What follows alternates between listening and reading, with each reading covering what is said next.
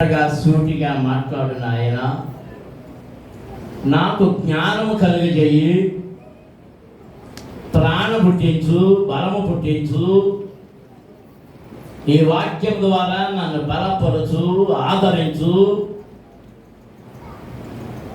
నాకు మాట్లాడి మార్గము చూపయ్యా అని ప్రభుని అడగాలి. స్తోత్రం. హల్లెలూయా, హల్లెలూయా, హల్లెలూయా, హల్లెలూయా, హల్లెలూయా, హల్లెలూయా, హల్లెలూయా. పరమ తండ్రి, పరిశుద్ధ ప్రభువా, జీవాధిపతి, మీకు స్తోత్రములు చెల్లిస్తున్నాము. నీ బిడ్డలమైన మేము అయోగ్యులముగా, యోగ్యత లేని స్థితిలో ఉన్నప్పుడు నీ రక్తము చేత మమ్మల్ని యోగ్యులనుగా మార్చినందుకై మీకు స్తోత్రములు చెల్లిస్తున్నాం ప్రభు. యోగ్యుడవు, అర్హుడవునైన నీవు స్తుతి నందదగిన వాడవు గనుక, మహిమనందదగిన వాడవు గనుక మిమ్మల్ని మహిమపరచడానికి, స్తుతించడానికి మీ సన్నిధికి చేరొచ్చి మీరిచ్చు మాటల కొరకు ఆశతో కనిపెట్టుచున్నాము. నీవిచ్చు జీవాహారమును తినడానికి మేము సిద్ధముగా ఉన్నాము నాయన. మీరు మా మధ్య ఉన్నారు. నీ వాక్యమనే ఆహారమును మాకు పంచిపెట్టండి. నీ దాసుని చేతులకి ఇవ్వండి నాయన. నీ దాసుడనైన నేను అయోగ్యుడను, బలహీనుడను, అపరిశుద్ధుడను, అపవిత్రుడను. నా నోట నీ మాట వచించుడికైనను యోగ్యత లేనివాడు. నీ ప్రజలతో మాట్లాడడానికి నన్ను మీ సిలువ చాటును దాయండి. మీ ఆత్మచేత అభిషేకించండి. మీ నోటికి బోరగా వాడుకోనండి. నాలో నుండి నీ స్వరాన్ని నీ ప్రజలకు వినిపించి నీ ప్రజలతో మీరే స్వయముగా, పేటగా, సూటిగా మాట్లాడి బలపరచి ఉజ్జీవపరచమని యేసు నామమున అడుగుచున్నాము తండ్రి. ఆమేన్. దేవునికి స్తోత్రం. అందరూ స్తోత్రం చెల్లించుదాం. గట్టిగా దేవుని స్తుతించండి. హల్లెలూయా, హల్లెలూయా, హల్లెలూయా. పోయిన ఆదివారం రాత్రి స్తుతి కూడికలోనికి వచ్చిన వారందరూ చేతులు ఎత్తి చూపించండి. దేవునికి స్తోత్రం. ఆ రాత్రి ఏం బోధించానో జ్ఞాపకం ఎంతమందికి ఉంది? ఎంతమందికి జ్ఞాపకం ఉంది? ఏంటో చెప్పండి. అది ఏం బోధించారు? పళ్ళెల మొక్కలు బోధించారు.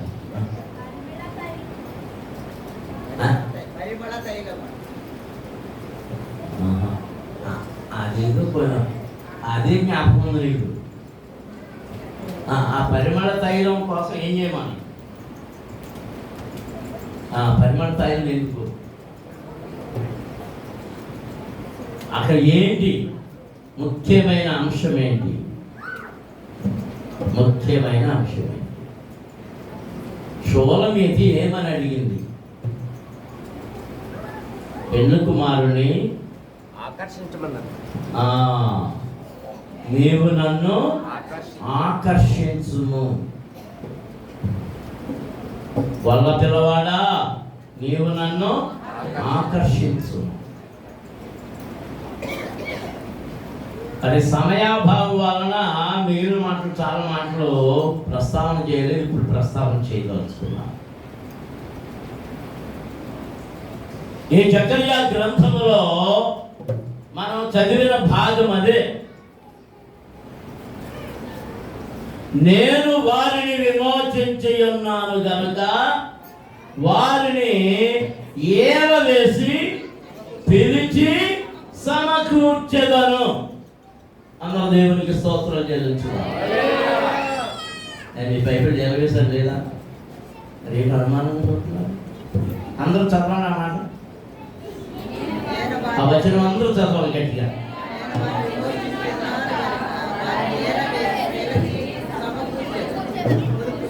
మరో మాట చదవండి.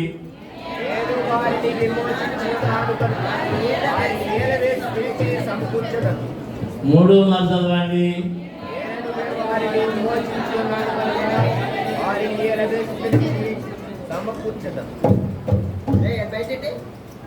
పిల్ల చుచున్నాడు ప్రభువైన యేసు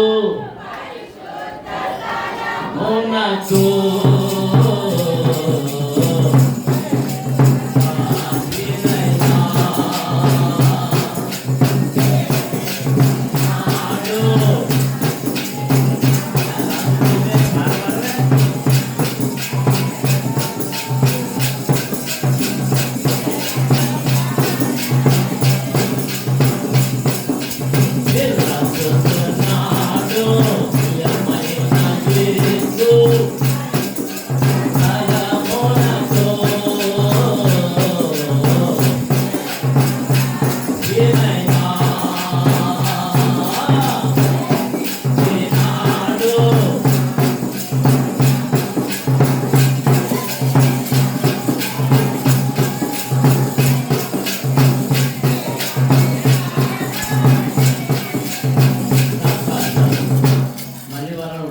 పాట నేర్చుకుంటారండి. పోయిన వారం కూడా ఏదో పాట నేర్చుకుంటారని నేను చెప్పాను.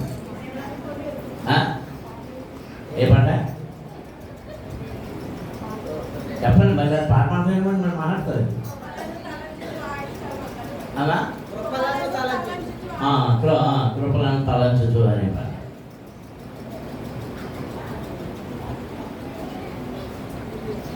ప్రభు పిలుస్తూ ఉన్నాడు. ఆయన ఎందుకు పిలిచాడు, ఎవరిని పిలుస్తున్నాడు, దేని కొరకు పిలుస్తున్నాడు అనేది మరోసారి మనం మరో భాగంగా నేర్చుకున్నాం. ఇక్కడ జకర్యా భక్తుల ద్వారా దేవుడు చెప్తున్నది ఏంటంటే, నేను వారిని విమోచించి ఉన్నాను కనుక వారిని ఏల వేసి పిలిచి సమకూర్చెదను. ఏల వేసి పిలిచి సమకూర్చెదను. దేవునికి స్తోత్రం. అందరూ స్తోత్రం చెల్లించాలి. హల్లెలూయా, హల్లెలూయా. తేడా ఎప్పుడు వేస్తారు?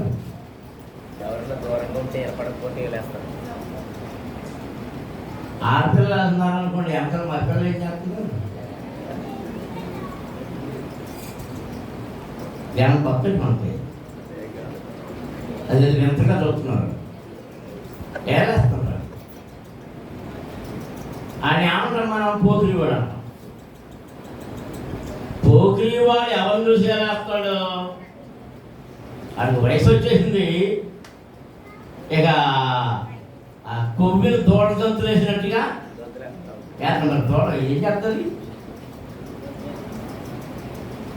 ఆ నెల్లి దాటి ఇంకో తోట ఏం చేస్తుంది? చడగంతులు వేస్తుంది. ఆ గంతులు వేస్తే ఎటు పరిగెడుతుందో అర్థం కాదు. ఒక వయసు వచ్చేటప్పటికి గంతులు వేస్తుంటారు. నా మనవడు ఉన్నాడు, వాళ్ళు నా దగ్గరికి వస్తాడు, మంచం ఎక్కుతాడు, ఇక మొదలెడతాడు. ఏంటనుకుంటారు? గంతులు వేస్తాం. అది నాయన తెలుస్తుంటాయి.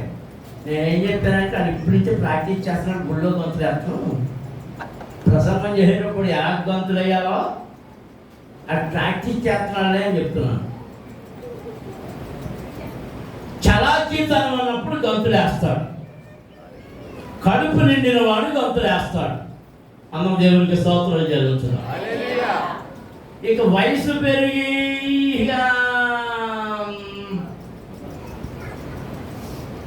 ఆలోచన దారి తప్పినప్పుడు ఏలేస్తాడు.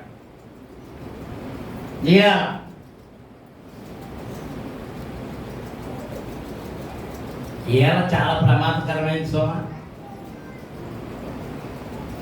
ఏల ఎందుకంటే పిలవడానికే. దెబ్బలాట్లు జరిగేటప్పుడు కూడా ఏలేస్తుంటారు. ఏలేసంటే ఎక్కడి నుంచి ఏలేసంటే అవసరం ఎవడో ఉన్నాడు. ఇంకా ఒరే నేను రెడీగా ఉన్నాను, ఇది మనకు కావాల్సిన ఎవడో వచ్చాడు, ఎదురా నువ్వు అటు నుంచి వచ్చే నేను ఇటు నుంచి వచ్చేస్తాను. ఏలేసుకుంటే వెళ్ళిపోయి ఆ మధ్యలో ఉన్నామని బాధ. ఏదో దేనికంటే పిలవడం కోసం. దేవుడు ఏం చెప్తున్నాడంటే నేను వారిని విమోచించి ఉన్నాను గనుక. దేనికి ఏం చేశాడు? నేను విమోచించి ఉన్నాను గనుక వారిని ఏల వేసి పిలిచి సమకూర్చెదను. ఒక చోటికి సమకూర్చెదను. అందరూ దేవునికి స్తోత్రాలు చెల్లించాలి. హల్లెలూయా, హల్లెలూయా. దాన్ని గురించి మనం పోయిన ఆదివారం రాత్రి ప్రార్థనలో ఏం జ్ఞాపకం చేస్తున్నాడు? యోహాను సువార్తలో 6వ అధ్యాయం 44 వచ్చిన మణి చదవండి.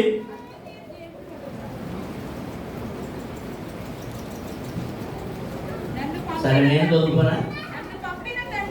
నన్ను పంపిన తండ్రి వారిని ఆకర్షించితేనే గాని ఎవడును నా యొద్దకు రాలేడు. మళ్ళీ చదవమాట. నన్ను పంపిన తండ్రి వారిని ఆకర్షించితేనే గాని అందరూ చదవాలన్నమాట. అందరూ చదవాలి.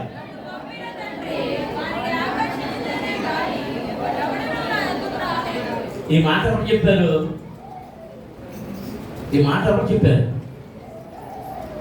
రక్షకుడును విమోచకుడును ప్రభువునైన యేసుక్రీస్తు చెప్పారు. నా దగ్గరికి ఎవరైనా రావాలంటే ఎవరు ఆకర్షించాలి? ఎవరు ఆకర్షించాలి? తండ్రి ఆకర్షించాలి. తండ్రి అయిన దేవాది దేవుడు ఆకర్షించాలి. ఇప్పుడు జకర్యాలో ఏమంటున్నాడు? ఆ తండ్రి దేవాది దేవుడు నేను వారిని విమోచించి ఉన్నాను కనుక వారిని ఏల వేసి పిలిచి సమకూర్చెదను. సమకూర్చెదను. దేవునికి స్తోత్రం. అందరూ స్తోత్రం చెల్లించుదాం. హల్లెలూయా, హల్లెలూయా, హల్లెలూయా. పిల్లలారా,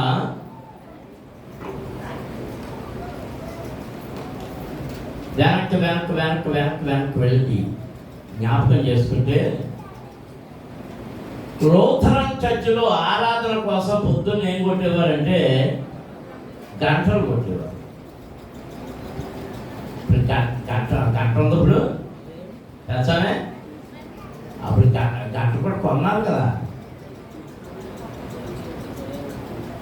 ఆ గంటల్లో రకరకాలు ఉన్నాయి. ఒక రకంగా కొడితే ఎవరు చచ్చిపోయారని ఆ గంట మోగుతుంటాయి. ఇంకో రకంగా కొడతాడు ప్రార్థన అంతా రండి అని. అహరోనుని 2 వెండి బోర్లు చేయించుకో అన్నాడు దేవుడు. అవి ఊదేటప్పుడు ఒక రంగా ఊతేనేమో ప్రయాణం మొదలు పెట్టాలి, ఒక రంగా ఊతేనేమో దేవుని సన్నిధికి రావాలి, ఒక రంగా ఊతేనేమో యుద్ధానికి వెళ్ళాలి. ఆ ఊదనంలో పద్ధతులు ఉన్నాయి, స్వరాలు ఉన్నాయి. అది నియామకంగా దేవుడు వారి కొరకు నియమించాడు. ఆ బోరధ్వని వినబడినప్పుడు సైన్యంగా వెళ్ళవలసిన వారు సైన్యంగా వెళతారు, దేవుని సన్నిధికి వెళ్ళవలసిన వారందరూ లేచి దేవుని సన్నిధికి పరిగెడతారు. ఆయా ధ్వనులను బట్టి వారి పనులు జరుగుతాయి. అందరూ స్తోత్రం చెల్లించండి. హల్లెలూయా, హల్లెలూయా, హల్లెలూయా.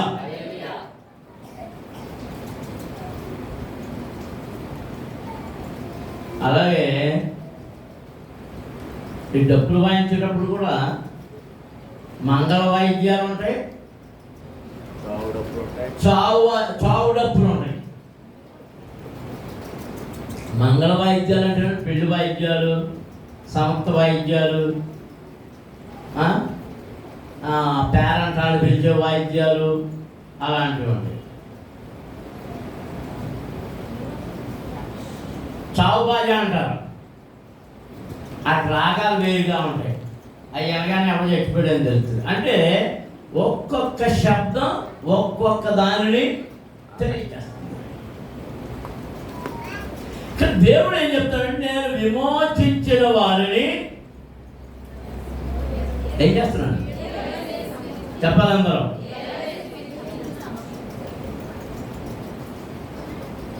నేను ఆ గంటల గురించి చెప్తే అసలు చెప్పాల్సింది మర్చిపోయింది. ఇది వరకు ఎలా ఉండేదంటే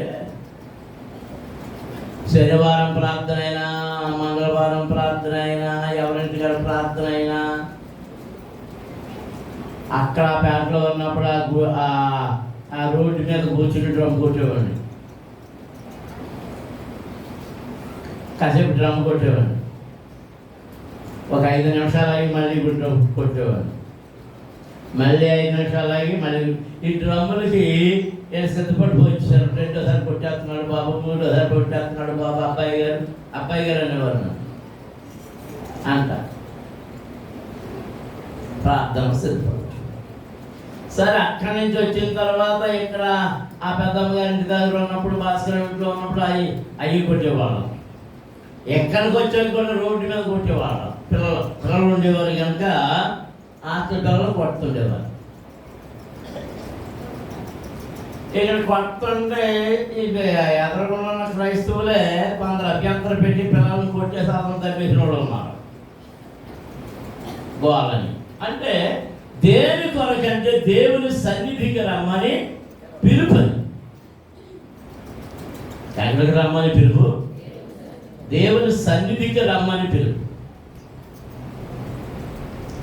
నీకు అనేక విధాలుగా దేవుడు పిలిపిస్తున్నాడు సన్నిధికి రమ్మని, ఆయన సన్నిధికి రమ్మని.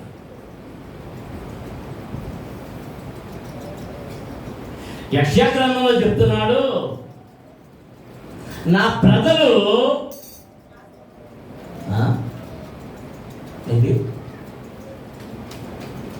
ఏంటన్నా చెప్పండి, చెప్పమ్మా. నా ప్రజలు వ్యభిచారపు మనస్సు గలవారై. నన్ను చెప్పినప్పుడు మీరు ఏదో తోచి చెప్పేసండి. అది నా ప్రజలు వ్యభిచారపు మనస్సు గలవారై ప్రతి పచ్చని చెట్టు క్రిందకు చేరి, ఎక్కడ చేరి? ప్రతి పచ్చని చెట్టు క్రిందకు చేరి వ్యభిచార క్రియలు చేస్తున్నారు.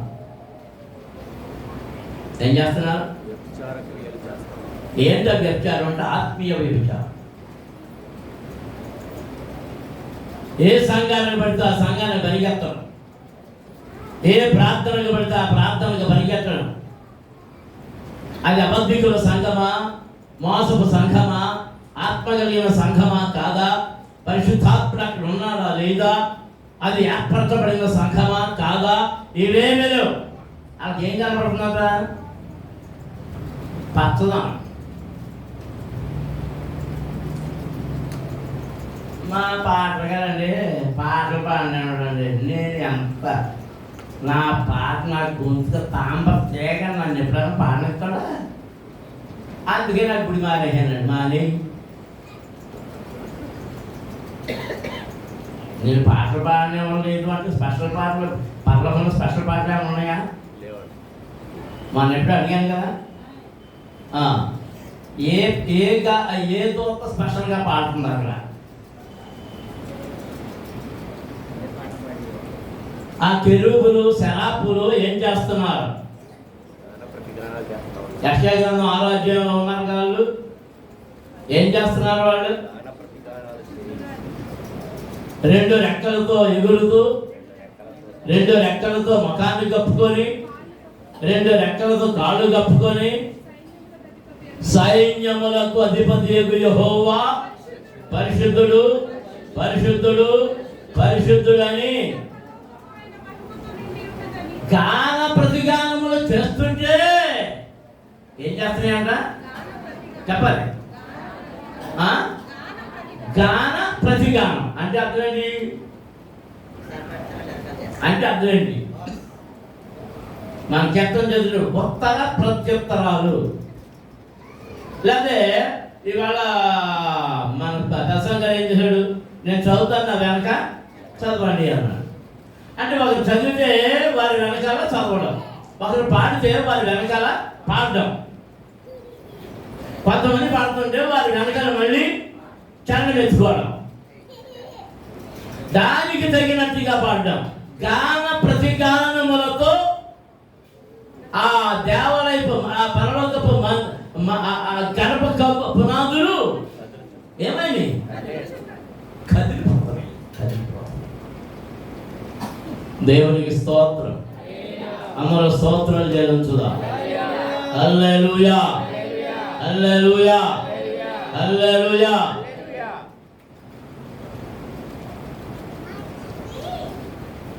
చేపవలి తోమని బోధ, అగ్నివలి కాల్చలేని బోధ, సుత్తివలి పగలగొట్టని బోధ,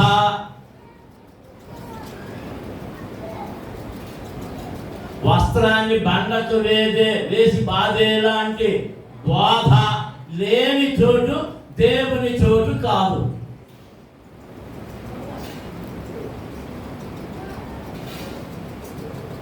చాలా మందికి ఎంతసేపు ఏం కావాలంటే మెచ్చుకోడు మెచ్చుకోడు మెచ్చుకోడు మెచ్చుకోడు. ఏ గుంపులో నుండి ఎరిగి తెలుసుకో, తెరిగి తెలుసుకో. ఏ గుంపులో నుండి ఎరిగి తెలుసుకో.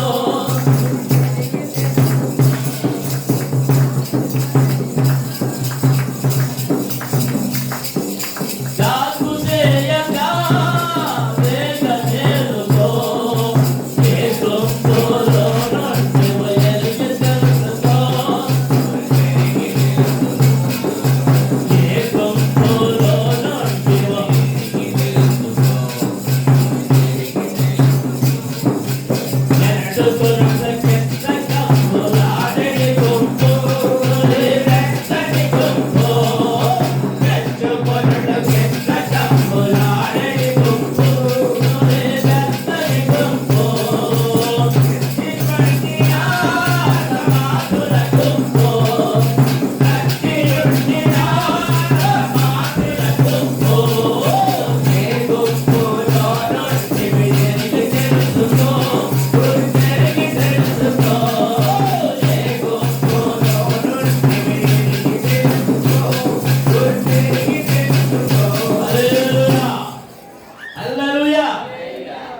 మెచ్చుకోళ్ళు ఎక్కువగా ఉన్నాయంటే అది ఏం గుంపండి, ఏం గుంపండి కాలంతో ఉంటారు మీరు. దండం ఏ గుంపంట, మెచ్చుకొనుట కెచ్చ కంబులాడని గుంపు నులి వెచ్చని గుంపు. మెచ్చుకొనుట కెచ్చ కంబులాడని గుంపు నులి వెచ్చని గుంపు. చచ్చి ఉండిన సమాధులకు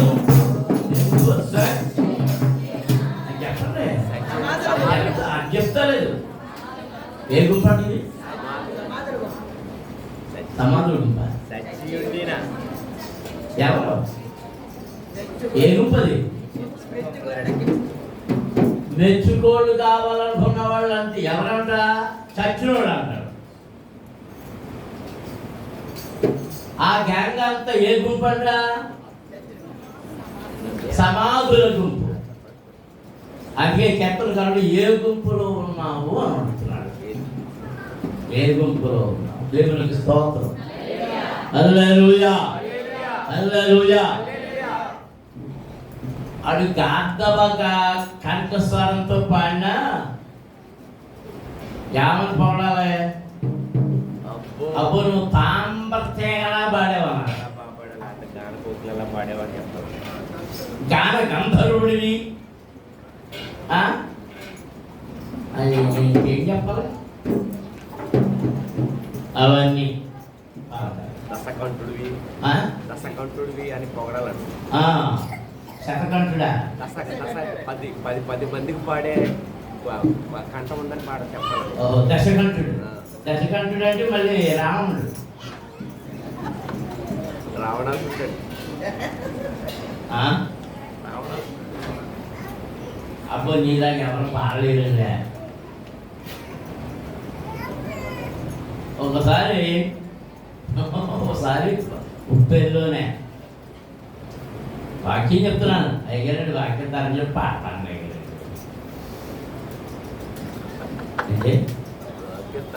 ఏం పాడాలంట? ఏం మానేసి వాక్యం అంటే ఎవరు దూరాడు అందులో? అడిగిన వాళ్ళు ఎవరు దూరాడు? వాక్యమును విననివ్వని గుంపుని. ఏ గుంపది? వాక్యమును విననివ్వని గుంపు, ప్రార్థన చెయ్యనివ్వని గుంపు, శ్రేష్టమైన మాటలను విననివ్వని గుంపు. ఎక్కడో ఎంత చక్కగా నిద్రమా. నేను వారిని విమోచించి ఉన్నాను గనుక వారిని ఏల వేసి పిలిచి సమకూర్చెదను, మునుపు విస్తరించినట్లు. మాట్లాడండి, సమాధానం చెప్పండి. నోరులు లేవా? నాలుగులు లేవా? ప్రభువా వేళ నాలుగులు మూసుకుపోయినట్టు తెరువు నాయన. చదువు రాదంటే చదువు వచ్చేటట్టు చేయాలి ప్రభు, ప్రార్థన చేయాలి. నేను చెప్పండి. నేను చదివిన తర్వాత దాన్ని పూర్తి చేయమని పూర్తి చేయాలి. మునుపు విస్తరించినట్లు చెప్పండి. మరి వాళ్ళు విస్తరించుదురు. దేవునికి స్తోత్రం. హల్లెలూయా, హల్లెలూయా, హల్లెలూయా. ఇశ్రాయేలు దేశంలో ఇప్పుడు యుద్ధం జరుగుతూ ఉంది.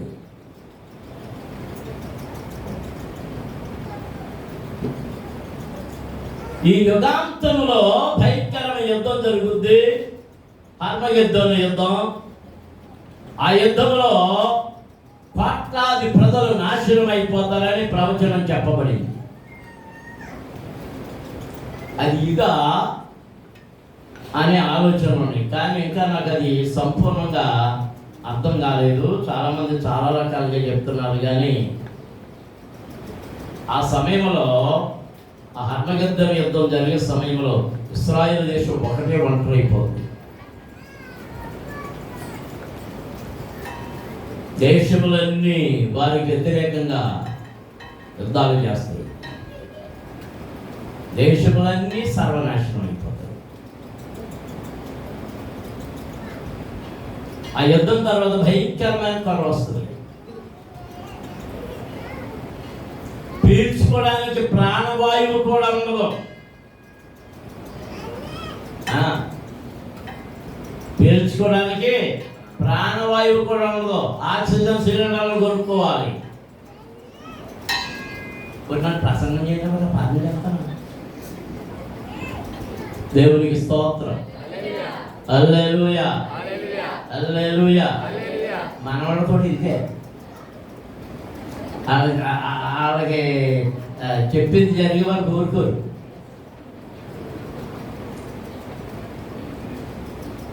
అలాంటి యుద్ధం రాబోయేటప్పుడు ఇశ్రాయేలు దేశంలో జరగవలసింది ఏంటంటే, యేసయ్య కాలం నాటికి ఇశ్రాయేలుడు చెదిరిపోయారు. మీరు గమనించండి. యేసయ్య కాలంలో యేసయ్యను సిలువ వేసింది ఎవరు చెప్పండి? రోమా రాణివారు. అంటే పరిపాలన ఎవరిదే? రోమా ప్రభుత్వాన్ని.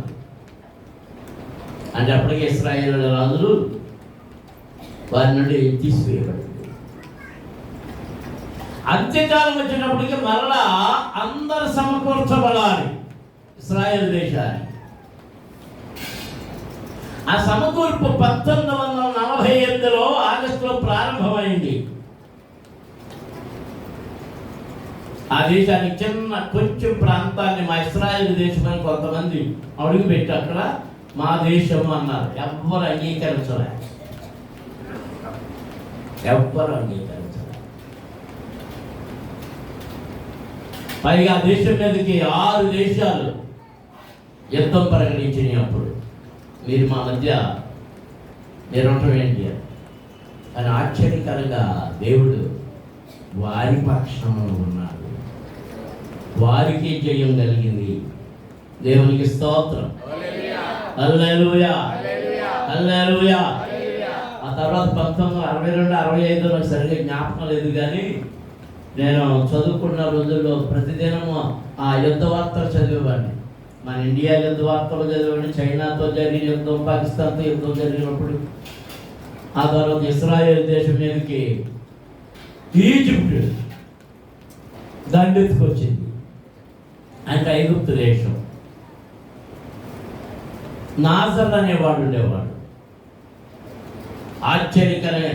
వాడేమన్నాడంటే ఇస్రాయేలు పేరు అనేది పట్టణంలో లేకుండా తుడి చేస్తానన్నాడు. వాడి నాశనం అయిపోయాడు. ఒకరు వెనకాల ఒకరు. ఇప్పుడు ఇస్రాయేలు దేశంలో 1 కోటికి పైగా ఉన్నారు ప్రజలు. ఇంకా ఆయా దేశాల్లో ఉన్నారు. వారందరినీ సమకూర్చబడాలి. ఆనాడు యెహోషువ నాయకత్వంలో ఎంత ఇశ్రాయేలు దేశం ఆక్రమించుకోబడిందో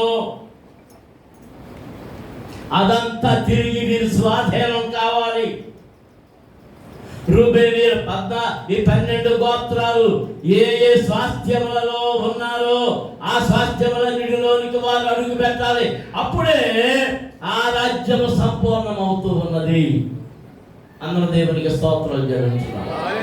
హల్లెలూయా.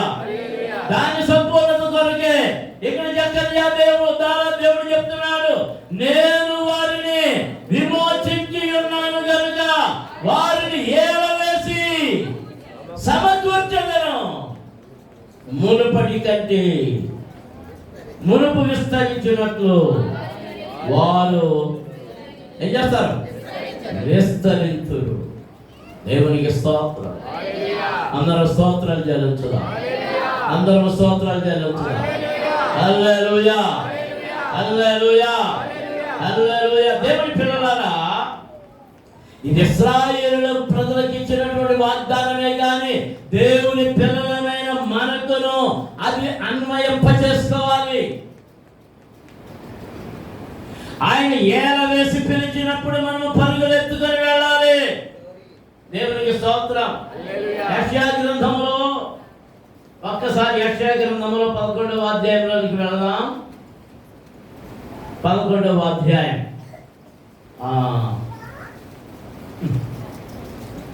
ఈ కళ్ళు కనపడుతున్నాం, సరిగ్గా కళ్ళు కనపడమంటున్నాం, పేర్లు కేకేస్తాం అంటున్నారు.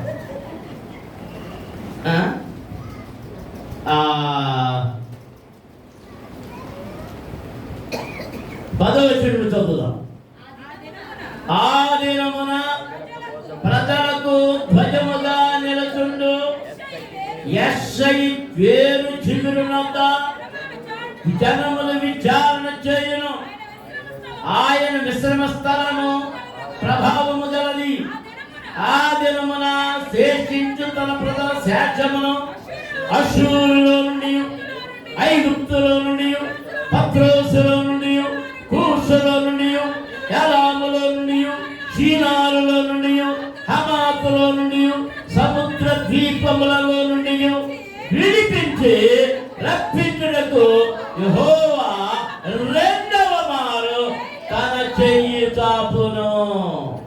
దేవునికి స్తోత్రం. ఎన్నవ మారు? 2వ మారు.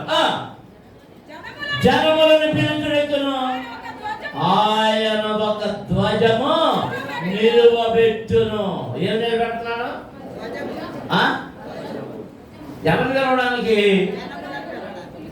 ఆయా ప్రజలలో, ఆయా జాతులలో, ఆయా రాజ్యములలో, ఆయా దేశములలో ఉండిన తన ప్రజలను పిలుచుట కొరకు దేవుడు తన ధ్వజమును నిలువబెట్టుచున్నాడు. ఎవరిని చెప్పాలి? ఎవరు?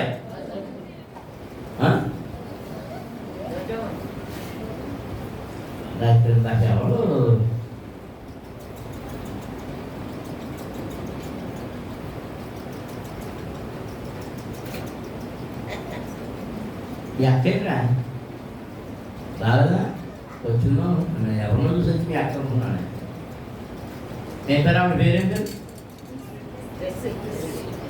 జెస్సియా. జెస్సి. మన సుభాత్రాజు గారి భార్య పేరేం పేరు? నిస్సి. అంటే ధ్వజం. ధ్వజం అంటే ఏంటి? ధ్వజం అంటే ఏంటి?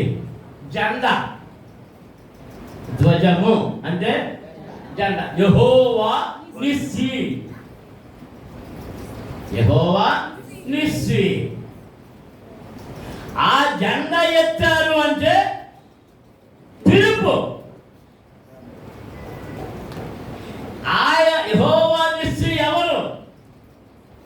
అన్ని జాతులలో నుండి అన్ని ప్రజలలో నుండి పిలవడానికి తన ధ్వజమునెత్తాడు యెహోవా నిస్సి. ఎవరు ఆ ధ్వజము? చెప్పండి, మీకు తెలుసా? ఎవరు? ఎవరు చెప్పండి. తప్పైంది చెప్పండి. ఏమన్నాం? తప్పు ఉప్పు మీకు తెలిసి చెప్పండి అని సంప్రదాయం కదా. ఎవరు ఆ ధ్వజం? యేసయ్యే నీ ధ్వజం. యేసయ్యే నీ. ఆయనే పిలిచాడు, ప్రయాసపడి భారమును మోసుకొనుచున్నా ఏ జనులారా? సమస్త జనులారా. యూదులారా, ఇశ్రాయేలులారా అనలే, సమస్త జనులారా నా యొద్దకు రండి. రండి రండి యేసుని యొద్దకు రమ్మనుచున్నాడు. రండి రండి యేసుని యొద్దకు రమ్మనుచున్నాడు. ప్రయాసపడి భారము మోయువారును, ప్రయాసపడి భారము మోయువారును, ప్రభుని చెంతకు పరుగెడులేగండి. ప్రభుని చెంతకు పరుగెడులేగండి. రండి రండి యేసుని యొద్దకు రమ్మనుచున్నాడు. నేనే మార్గము, నేనే సత్యము, నేనే జీవమును. నేనే మార్గము, నేనే సత్యము, నేనే జీవమును. నేనేగాకే ఎవ్వరు లేరని, నేనేగాకే ఎవ్వరు లేరని చెప్పి చెప్పిన యేసుని యొద్దకు, యేసుని యొద్దకు రండి రండి యేసుని యొద్దకు రమ్మనుచున్నాడు. రండి రండి యేసుని యొద్దకు రమ్మనుచున్నాడు. హల్లెలూయా, హల్లెలూయా, హల్లెలూయా. సమస్త జనులారా, సమస్త ప్రాంతములలో ఉన్నారా అన్నారా, సమస్త రంగులలో ఉన్న వారులారా, సమస్త కులములలో ఉన్న వారులారా, సమస్త జాతులలో ఉన్న వారులారా, సమస్త ప్రదేశములలో ఉన్న వారులారా, యేసు వైపు చూచి, యేసు వైపు చూచి రక్షణ పొందుడి. భూగంత నివాసులారా, భూదిగంత నివాసులారా, దేవుని వైపు చూచి రక్షణ పొందుడి. చూడండి వచ్చిన ఇంకా చూద్దాం. 11:12 యెషయా గ్రంథం.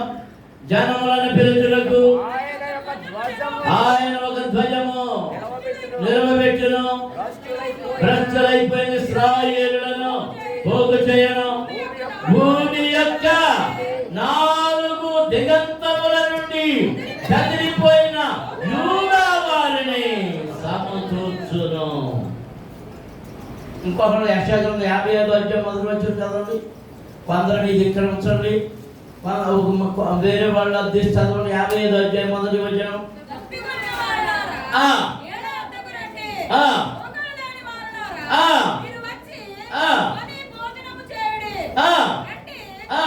లేకపోతే రోకలు లేకపోయినా ఏమి ఇయ్యకయే. ఏంటి? ద్రాక్షారసమును పాలను కొనుడి. దేవునికి స్తోత్రం. అందరూ స్తోత్రాలు చెల్లించండి. హల్లెలూయా, హల్లెలూయా. ఆయన ఎవరిని ఏమనేసి పిలుస్తానన్నాడు? మరి ఎక్కడ మొదలుకుంటాం? ఆయన ఎవరిని ఏలవేసి పిలుస్తానంటున్నాడు? చెప్పాలి, సరిగ్గా మాట ఖచ్చితంగా గట్టిగా రావాలి. తాను విమోచించిన వారిని, ఎవరని? నేను విమోచించిన వారిని ఏల వేసి పిలిచి సమకూర్చెదను. దేవునికి స్తోత్రం. ఆయన ఏల వేసి పిలుస్తున్నాడు. రా, నా దగ్గరికి రా, నా రెక్కల కిందకు రా, నా చాటుకి రా, నా మందిరానికి రా, నా సన్నిధికి రా, మాకు ఎందుకు పిలుస్తున్నాడు? ఎవరిని ఎందుకు పిలుస్తున్నాడు? ఒక్కొక్కరిని పిలిచిన పిలుపు ఒక్కొక్క దానికి. కొందరు స్వస్థపరచడానికి పిలుస్తున్నాడు, కొందరు విశ్వాసులుగా ఉండడానికి పిలుస్తున్నాడు, కొందరు సాక్ష్యం ఇవ్వడానికి పిలుస్తున్నాడు, కొందరు పాడడానికి పిలుస్తున్నాడు, కొందరు పరిచర్య చేయడానికి పిలుస్తున్నాడు, కొందరిని సంఘ కాపురులుగా ఉండడానికి పిలుస్తున్నాడు, కొందరు సువార్త ప్రకటన చేయడానికి పిలుస్తున్నాడు. సువార్త ప్రకటన చేసేవాడు పాద్రి గారు కాదు, సువార్తికుడు. మనం అందరం ఒకటే ఘాట్లు కట్టేస్తాం. పాట పాడిన ప్రసంగికుడే పాద్రి గారే, సాక్ష్యం చెప్పిన పాద్రి గారే. నిలబడి పాటలు పాడుతున్న సంఘ పెద్దలు కూడా ఏమంటున్నారు? హలో పాస్టర్ గారు అంటున్నారు. ఆ పిలిచేప్పుడు బుద్ధి లేక పిలిపించుకుని నీ కన్నా బుద్ధున్నా.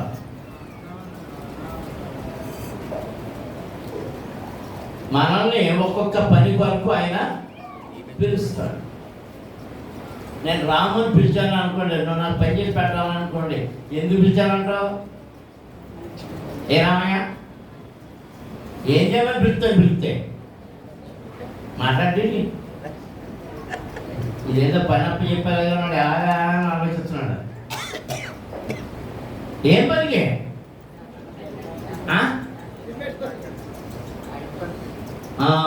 కట్టణ, ఒక ఇంటిని కట్టే పని ఉన్నప్పుడు ఆ పని తెలిసిన రామయ్యనే పిలుస్తాను కానీ ఈ మధుని పిలుస్తానా? మధుని ఎప్పుడు పిలుస్తానో తెలుసా? మీ అన్న ఏంటరా పండగ చెప్తగలడా? ఇంకా అవ్వలేదా?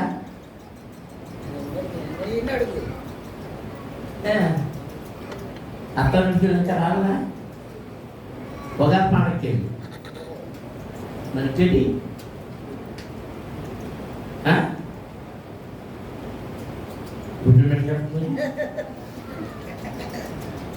ఎలా తెలుసు అని ఆలోచిస్తుందండి. అయ్యగారికి ఎలా తెలుసు అని ఆలోచిస్తున్నట్టుందండి. అక్కడ ఆ ఇంట్లో ఏమి అనుకుంటున్నాను నాకు తెలిసిపోద్ది.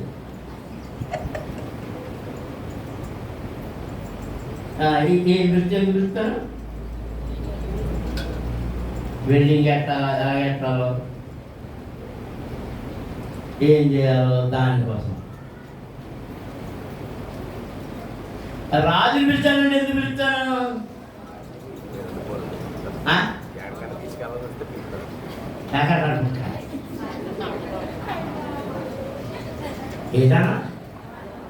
ఏదన్నా పని ఉంటే పిలుస్తారండి.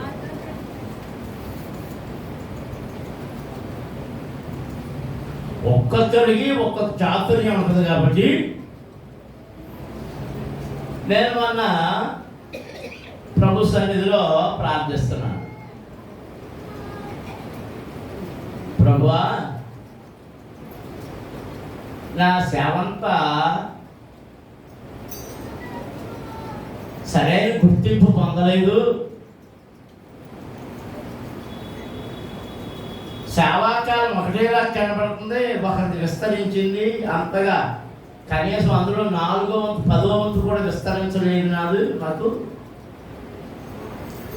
నువ్వు నాకు అప్పగించిన సేవ ఏంటి ప్రభు అంటే, ప్రభు అన్నాడు,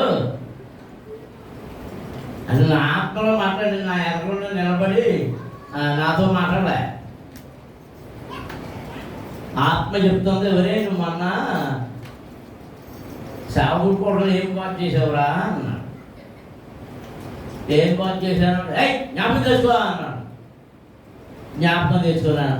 ఆ వచనం జ్ఞాపకం వచ్చింది. ఏమనంటే, యజమానుడు పిలుచు తన దాసులను పిలిచి వారి వారి సామర్థ్యం కొలది వారికి తలాంతులను ఇచ్చాడు. ఎలా ఇచ్చాడంట? ఎలా ఇచ్చాడు? వారి వారి సామర్థ్యమును బట్టి. అని 10 ఇచ్చావు, నాకు 1 ఇచ్చావు అన్నాడు. అంత అయిపోయాక వాడికి 10 ఇచ్చాడంటే వాడు సమర్థుడు. 10 తలాంతులు ఉపయోగించుకోవడానికి సమర్థుడు వాడు. అందుకని 10 ఇచ్చాడు. వీడు 5 తలాంతులే ఇచ్చాడు. వీడికి 5 తలాంతులు మాత్రమే వాడుకోగలిగిన సమర్థత ఉంది. 2 తలాంతులు పొందిన వాడు, వాడికి 2 మాత్రమే తలాంతులు, ఆ శక్తి ఉంది. వీడికి అది ఏమీ లేదు. ఆయన ఇచ్చాడు. ఇది ఏమంటాడు? నువ్వు మూర్ఖుడు అని, కఠినాత్ముడు అని దాచిపెట్టానయ్యా అన్నాడు. మనం దేవుని అడగవలసింది ఏంటంటే, ప్రభువా నీ నామమును ఘనపరిచే సామర్థ్యము నాకు దయచేయి అని ప్రభువుని అడగాలి. దేవునికి స్తోత్రం. ఏమని అడగాలి చెప్పాలి? నీ నామమును ప్రార్థన చేసే సామర్థ్యం దయచేయి, నీ నామమును కనిపెట్టే సామర్థ్యము దయచేయి, నీ నామమును సాక్ష్యం ఇచ్చే సామర్థ్యమును దయచేయి అని మనం ప్రభు దగ్గర అడగాలి. దేవునికి స్తోత్రం. నా సాక్ష్యము ద్వారా కొన్ని ఆత్మలు నీ వైపు ఆకర్షించబడే సామర్థ్యము నాకు దయచేయి అని అడగాలి. మన వలన ఎవరు ఆకర్షించబడరు. ఎవరు ఆకర్షిస్తే ఆకర్షించబడతారట? దేవుడు ఆకర్షించబడతాడు. తండ్రి ఆకర్షించితేనే గాని, తండ్రి పిలిస్తేనే గాని. దేవునికి స్తోత్రం. మన పని ఏంటంటే ఆయన పిలుస్తున్నాడు నడువని చెప్పడమే.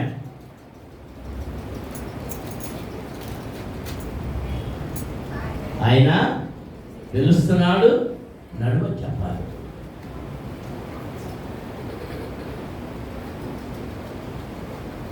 దేవునికి స్తోత్రం. హల్లెలూయా, హల్లెలూయా, హల్లెలూయా, హల్లెలూయా. హల్లెలూయా. అంటే ప్రేరేపించడం, దేవుని సన్నిధికి రండి అని ప్రేరేపించడం. నేను ఏల వేసి పిలిచినప్పుడు ఆ ఏల విని నీవు నా దగ్గరకు సమకూర్చబడితే, సమకూడి వస్తే మునుపు విస్తరించినట్టుగా విస్తరించదు. మునుపు పొందిన ఆత్మాభిషేకంతో నింపబడతారు. మునుపు పొందిన ఆత్మీయ మేలులతో నింపబడతారు. మునుపు పొందిన కృపలతో నింపబడతారు. మోకరించని ప్రార్థన చేస్తున్నారు. స్తోత్రం. హల్లెలూయా. మునుపు ఎంతగా దీవించబడ్డావో, మునుపు ఎంతగా ఆశీర్వదించబడ్డావో